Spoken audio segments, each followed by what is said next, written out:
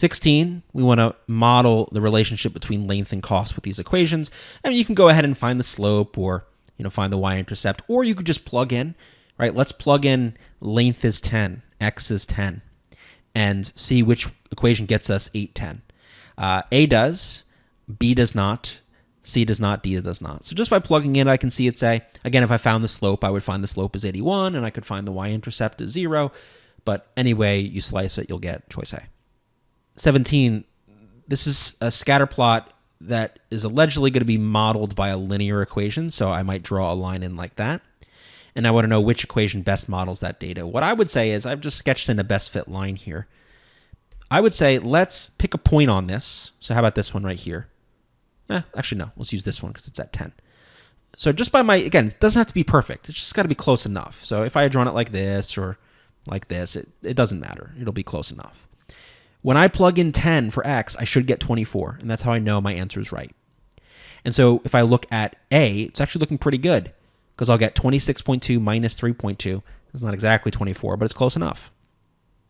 18.2 plus 2.8, it's not close enough. And then these are way off, way off. Those are like negative.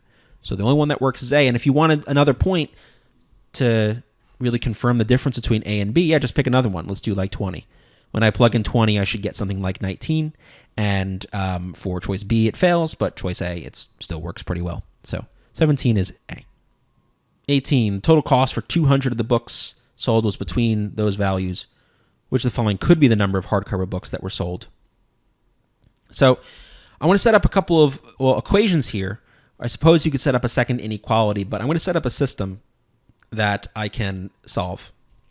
I'll also show you in a minute how you can plug in the answers, but let's start by the system approach. So I know, let's let H equal the hardcover books, P be the paperback. So what's one equation I can set up? Well, I know that the number of hardcovers plus paperback books must add up to 200. And I know the cost for those comes from the table. It's 14 for each hardcover, 10 for each paperback. So if I multiply 14 times H and 10 times P, I'll get the total cost for the books. And so here's where if I want to, I can create an inequality. So I can say I know, well, I guess you'd have to sort of create an inequality like this, which is sort of awkward to me. I don't know. So what I'm going to do instead is I'm just going to say, let's assume it equaled 2,200. Let's do 2,400. Let's figure out the maximum, the ceiling. Right? Let's make the revenue, the cost, I should say, highest, and then see what our answer is, and then we can use that to eliminate. So now I've got a system. Let's multiply, let's see. I'm looking for the number of hardcover books. So let's multiply the top by negative 10. So I get negative 10H minus 10P equals negative 2,000. 14H plus 10P equals 2,400. So add them up. I get 4H equals 400. So H is 200, 100. So that means when my costs are maximized, the maximum number of hardcover books I could have in this scenario would be 100. So right away, it seems really unlikely to me that any of these are going to be the answer. I should get choice A. Now, if you really wanted to check, you could set this to 2,200. And when you solve that scenario, you get H is 50. And so that's kind of telling me that my range of possibilities here is between 50 and 100. It's the only choice is A.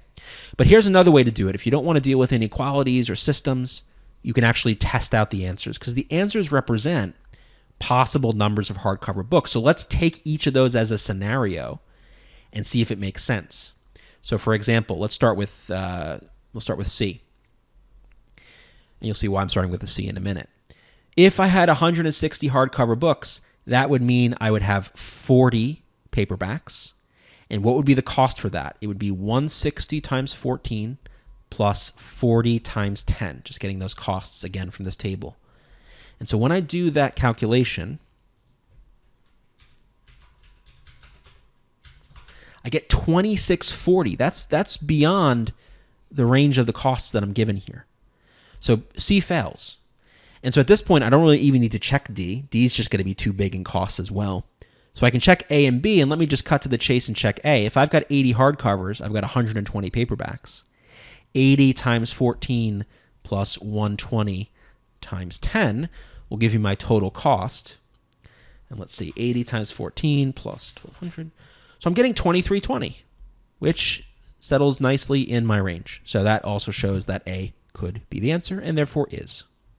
19, an analyst estimates that the cost of each of the paperback books will increase 50 cents each year after 2016. Which of the following models the cost C in dollars of each paperback book 2 years after 2016? Well, in 2016, we see here the cost of a paperback book is 10. So that should be the starting value. That's the y-intercept. That's the starting cost. And the only choice that has that as a starting cost is C. And we can clarify or just validate this further by seeing that I'm going to be adding to that 10 0.5 times T. T is the number of years after 2016. I multiply that by 0.5 because I'm adding 50 cents per year. For example, if it were 4 years later, I'd be adding 4 50-cent increases or $2 to my 10. So everything is consistent with C. A and B use what should be the slope as the y-intercept. It's saying that the starting cost is 50 cents, and that's not true from the table. D gets the slope right, but it starts us off at 18. And that doesn't work because the cost of the paperback book is 10. We're not looking at the revenue, we're looking at the cost. And so that gets us for 19, choice C. 20, I have a line M and a line P that's parallel. So if they're parallel, the slopes must be equal, which unfortunately for us, the slopes are equal on all of these, so it doesn't work. But I know that my line must pass through this point. So hey, let's just test out the choices and see when I plug in 4, which gets me -3. So for A, I get y equals -3/4 times 4 minus 3. So that's -3 minus 3, that's -6. Not quite. For B, if I plug in 4, what do you know? I will get -3. So B looks really good, but I will check the rest. For C, I'll get -2. And for D, I will get 1 when I plug in x equals 2. So the only one that works here is choice B.